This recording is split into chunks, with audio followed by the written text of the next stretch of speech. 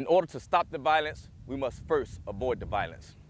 Violence is a growing epidemic, so it's going to take a village for us to take back our schools and communities from violent acts and crime. You see, as a child, my very own father disowned me in the court of law. I am also a survivor of the streets of Miami, but I chose to no longer be a product of my own environment. And if I can do it, so can you. As a speaker, it is my passion and mission to touch the minds and to strike the hearts of as many as possible. So let's come together, discover your purpose, stop the violence, and save a life. Good evening. Good evening. Good evening. Man, this is beautiful. This is beautiful. Give yourselves a hand for being here this evening. Wow, this is awesome. Oh my goodness, I tell you, this is beautiful. I mean, give yourselves a better hand than that. Come on now. Come on now. Yeah, this is what it's all about right here, you know. I'm very thankful, and I want to thank Pastor Dempsey for allowing me in your house this evening, sir. Thank you so much. You know, this evening I want to talk to you about overcoming adversities. We're not going to give a sad, sob story this evening. I want to talk to you about overcoming adversities and living your purpose. Yeah. Earlier I heard somebody mention the word purpose. So I want to talk to you a little bit about that. You know, as a speaker, I'm thankful for the title, Motivational Speaker. But more so, I consider myself as a life coach. And I say that simply because I believe that there's more to life than just being motivated. See, we still must encompass the tools, the education, and the empowerment that we need in order to be successful in life. Am I not right? Amen. So with that said, I want to take a moment to get in the trenches with you. Yes. You see, when I was in the Army, many times we would have to get down in the trenches with our battle buddies. Yes, sir. All right? The Word of God talks about stirring up the gift. So I'm here to stir up the gift, the purpose, and the greatness that's already within you. All right? Because greatness awaits each and every one of you. And I want the kids to hear this too. This is not just for the adults. This is for the kids and the adults and everyone under the sound of my voice. Greatness awaits each and every one of you. We with that? Yes, sir. All right. Yes, all right. Sir. So with that said, as I said, I want to take a moment to get in the trenches with you. And the Word of God, as I said, talks about stirring up the gift. And so many of us are going about denying our gift. But we wonder why we can't find our purpose. You see? You're denying your gift. You know, I once heard a wise man by the name of Timothy once say, do not neglect the gift that's within. Am I not right? You're right about it. You see, you can't deny your gift. You can't neglect your gift. That's right. See, the key element is you must first find happiness within. See, when you find happiness within, I guarantee you then discover your purpose. And then ultimately, your success. All right? So many of you might be saying, I hear you, but I messed up. I missed my opportunity. I failed. I've come up short in some areas. But I'm here to let you know that I know what that's like. I understand that. I've been there. But I'm also here to let you know that yesterday is gone. All right. All right? Tomorrow's not promised. And the only thing that you have right now is this very moment. See, success does not come without error. In order to succeed, you must first be willing to fail. How many know it's not about the way you start, but it's about the way you finish? All right? You know, I'm reminded of the late, great Martin Luther King Jr., who once stood and said, I have a dream that one day, white men, black men, would all live together in harmony. I'm willing to bet you, in the midst of him having that dream, he faced adversities. He faced loss, upsets, disappointments. He was battered and bruised, and he went to jail. Many of his followers lost their lives as well. But all because he had a purpose. Yeah. Right now, today, we're living his dream. All right now. All right? See, I'm also reminded of the Wright brothers back in the early 1900s. I know many of us, we can't relate to that, but someone talked about history earlier, so it's vital. but the Wright brothers, back in the early 1900s, who set out on the endeavor to build the first flying aircraft. And in the midst of them setting out to reach this goal, they put the plane to test. They put it to test. And on the first test, the plane actually flew for about 12 seconds. Can you imagine?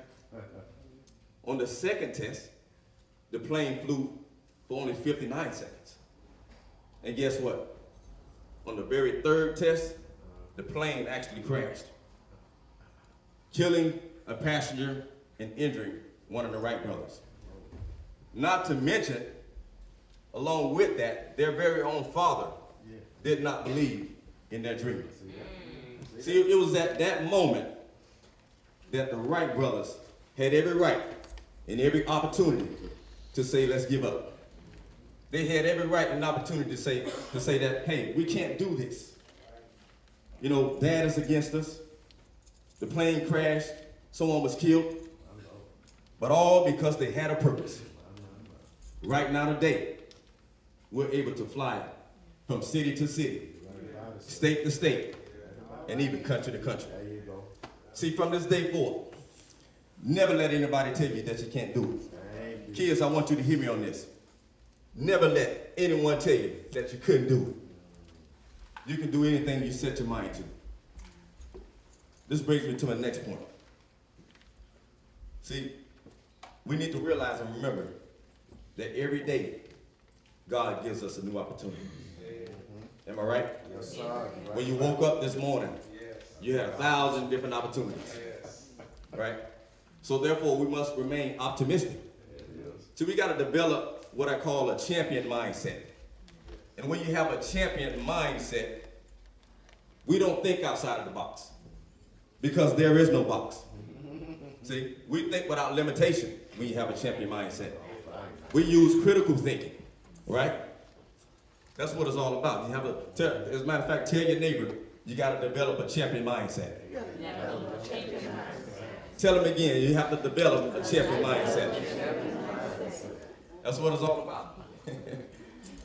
My next point, resilience. And I look at these ladies and the people that gave testimonies tonight. They embrace resilience. Resilience is basically having the flexibility and the ability to be able to bounce back from life's upsets, disappointments, adversities, and in some cases even lost. Resilience. You see, I believe that life is 10% of what happens to us, but 90% of how we respond. You agree with that? That is so true when you think about that. That's real. Yes.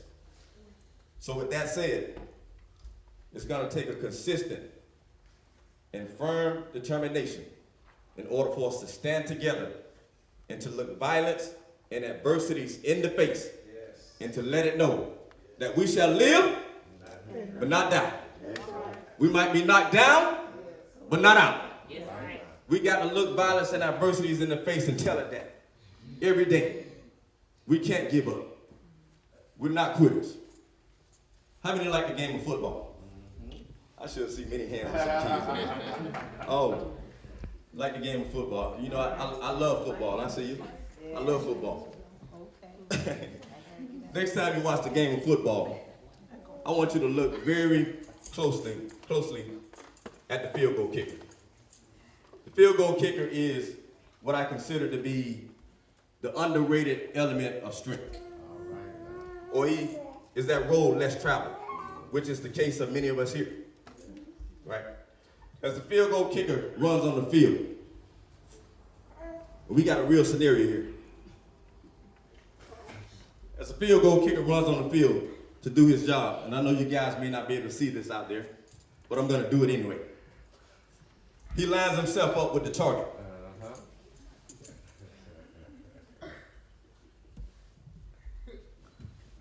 He lines himself up with the target, which is the field goal.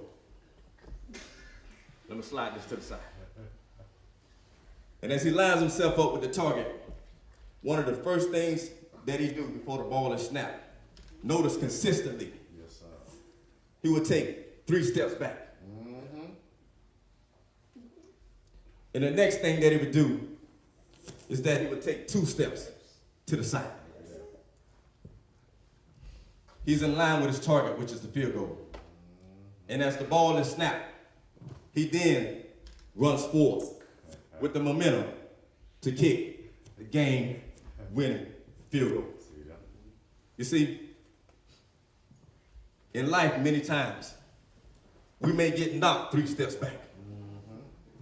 Sometimes in life, it's okay to have to take 2 steps to the side just to get the momentum to run forward, to kick the game-winning field goal of what we call life.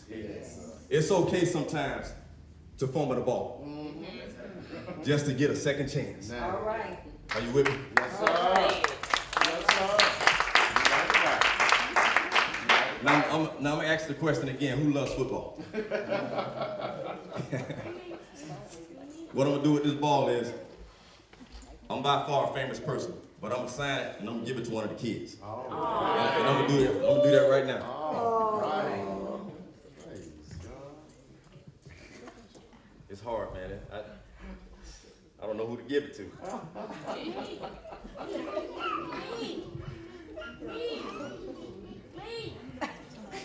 Can we share it?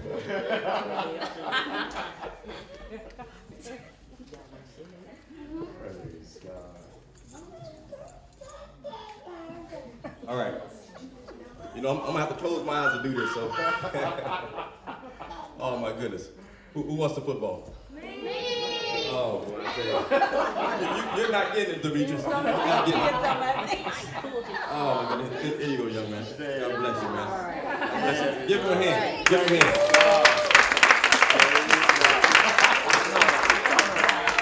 I'll tell you. This takes me to my next point. Listen to this. Listen to this real good. And especially the kids and the adults. And especially, again, for those that who has lost loved ones to violence. Do not mistake where you are for who you are. Do not mistake where you are for who you are. Do not mistake that you're not still a man or woman with purpose, although you have had some loss. Do not mistake that. Do not mistake where you are for who you are. Right now, I know many of us are hurting. We're in pain. We're dealing with the loss. But keep in mind that you still have purpose and that you still hold value. Okay? Listen. I'm going to do this. I have a $20 bill. Is that real? Is it real, young man? He said it's real. Is it real? Okay. All right. I have a $20 bill. Okay? Now, if I take this same $20 bill and I was to tear it in half,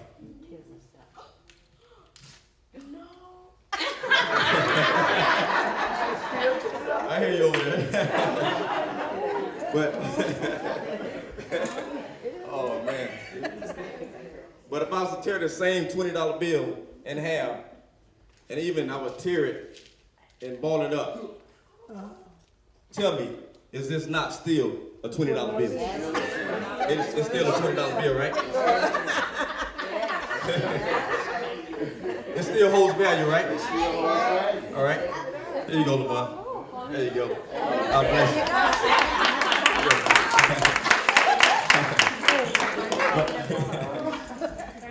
But my point again with that is that although you might be ripped and torn and hurting and broken down, remember that you still hold value. Remember, in this life, you still have a purpose.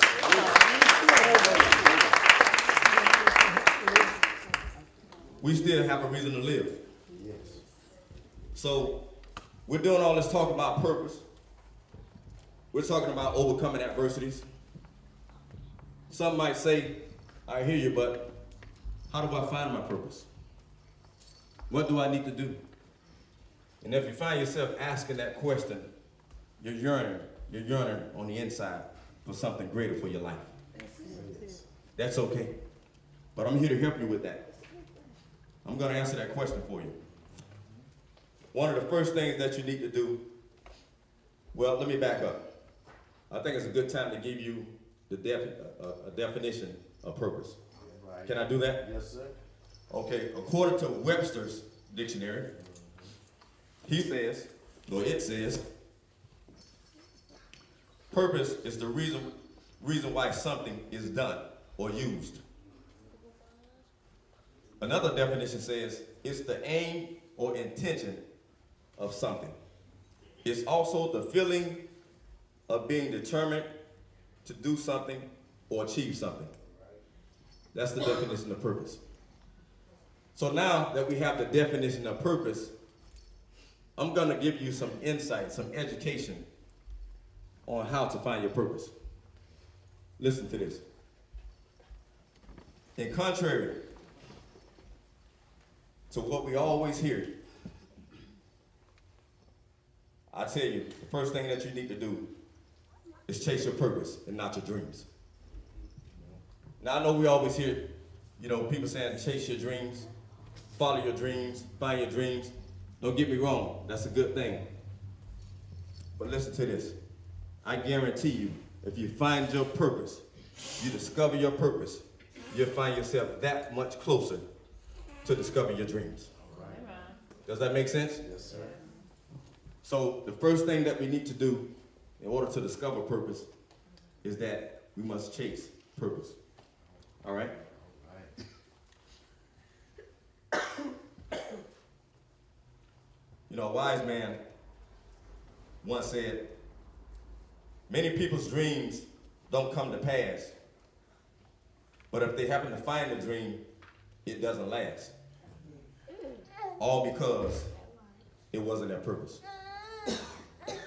You ever known somebody of that caliber, found dreams, chased something big, and they got it, they embraced it, they found it, but suddenly it's not there anymore? The reason might be was because it never was their purpose. See, again, we must find purpose. Then also, people find dreams all the time, and there's no happiness along with that. But see, the thing about purpose is, purpose brings you happiness. Purpose makes everything else and everybody else around you better. So we must find our purpose. The next thing you must do is to ask yourself these 4 questions. All right? These 4 simple questions. What is my passion? What am I passionate about? We all in this life must have a passion for something. You see, passion drives you. It gives you a sense of living, a sense of being. We got to have passion. You got to be passionate about something. It's a must. Because when we're not passionate about something, we find ourselves easily distracted, going through the motions. See? Find your passion. Ask yourself, what is my passion? What am I passionate about? The second question to ask yourself is, what truth do I bring to this earth? Huh? What truth do you bring to this earth? All right? You should bring some truth to this earth. We all should. And I'm here to tell you, the sooner, listen to this, kids, the sooner you discover your purpose, the less time you're wasting life. Don't be like I was, late in the game, 30s and 40s, and finding your purpose. See, that's late in the game. I wasted a lot of time doing that. And I bet I'm not the only one. Many of us have wasted a lot of time. You're right, sir. But so the sooner you find your purpose, the less time you're wasting life. The next thing I want to give you is, ask yourself, what moves me? What gives me that sense of urgency? What is it? When I stand and have the opportunity to do what I'm doing right now and to speak, it gives me that sense of urgency. It ignites me. It excites me there's something on the inside because I know that I have the opportunity to share, to encourage, to inspire someone. I get the opportunity to do my purpose. There you go. So that's what it should do for you when you find your purpose. The last question you ask yourself, what floats my boat? What gives me that sense of high? Now I see some of the eyes got big out there when I said sense of high. I'm not talking about smoking on any trees. I'm not talking about smoking on none of that green stuff. Don't do it, right? I'm talking about what gives you that sense of high from the inside. And when you answer those four questions,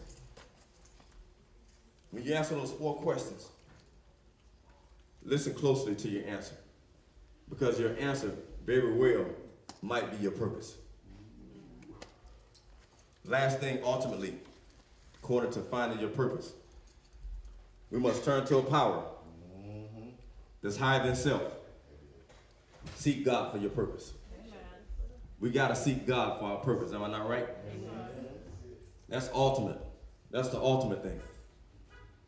See, as I said earlier, statistically, many of us don't find our purpose until we're well in our 30s and 40s. And that's just not me making that up. That's according to statistics. It's real.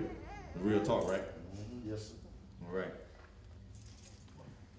You know, before I get out of here, I see a whole lot of people of purpose in this audience. A whole lot of people of purpose. Even the kids. You guys have purpose. There's something great in you, young man. I see it in your eyes. See, we all have a purpose, and it's so vital that we discover and find it. And as I said earlier, from this day forward, never let anybody tell you that you couldn't do it. You can do whatever you do, whatever you set your heart and mind to do. It is possible. See, the only difference between Martin Luther King Jr. and the Wright brothers, with many of us, is that same thing. They had a purpose, but many of us don't. That's the only difference. The only difference. I'm gonna wrap this up by sharing this with you. I stand before you, and as I heard LeVon say earlier, as a survivor. I stand before you as a survivor of the streets of Miami. And that's one of the reasons why I do what I do right now. Because growing up in Miami, in a single home, being raised by my mother, I experienced some violent acts. In fact, I shouldn't even be standing here before you right now. I know what it's like to be shot at. I know what it's like to have my mother to receive a death threat phone call on my stupidity behalf. And to have her told that the next time I'm seen on the street, my head is going to be blown off. I know what that's like. I stand before you as a man that actually suffers from PTSD, which is post-traumatic stress disorder, due to some traumatic experiences that I had overseas serving in the Army. Yes, sir. I stand before you as a man that has overcome a slight dyslexia and a speech impediment. I'm a survivor in so many ways. And ultimately, I stand before you as a man that once contemplated suicide with a fully loaded 30-round clip, semi-automatic Mac 11 pistol pointed to my head. Yes, the man that stands before you right now, that was me, contemplating suicide. But all because the mercy and grace of God, somehow, just in the nick of time, I realized that I still had a reason to live. Thank you, God. And that's the case for many of you as well. Despite of your shortcomings, despite of your experiences, despite of your loss, we still have a reason to live. So I'm blessed with the opportunity to be able to stand before you, serving and living my purpose. I challenge you to find your purpose. I challenge you to be all that you can be. I challenge you to not leave this earth with regret. I challenge you to reach your greatness. I challenge you to find your purpose and live with resilience. God bless you, and thank you. Praise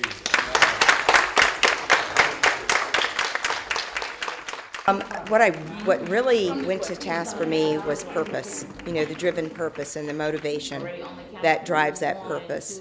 And I thought he was dead on with that. In my life, as I'm running for mayor, you know, that you think to yourself, okay, the purpose was driving this force, and the force is change. And that's what he's talking about. The purpose is a change, it's a direction, it's redirecting. And that redirection should be hitting a home run. And sometimes you do take 2 steps to the side, 3 steps forward, 3 steps back, before we actually get centered and we're able to kick that ball straight to the goal. And that's where I'm at right now. I'm able to kick that ball to the goal right now in my life, and it's an exciting time. It was very moving when he was talking about the field goal kicker and how they set their eyes on the goal. And sometimes you may have to take 2 steps to the left and have to wait, but don't give up on your goals. He's amazing, and he has heart, and I think that's important for a speaker, that you can see that there's real heart, and that it's not an emptiness, but it is a soulful.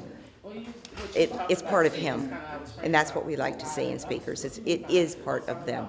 I would say look at his sincerity. Look at, you know, how he shares from his heart, and consider, because it's a rare in this world we live in today. It's a rare when you meet someone who's truly sincere.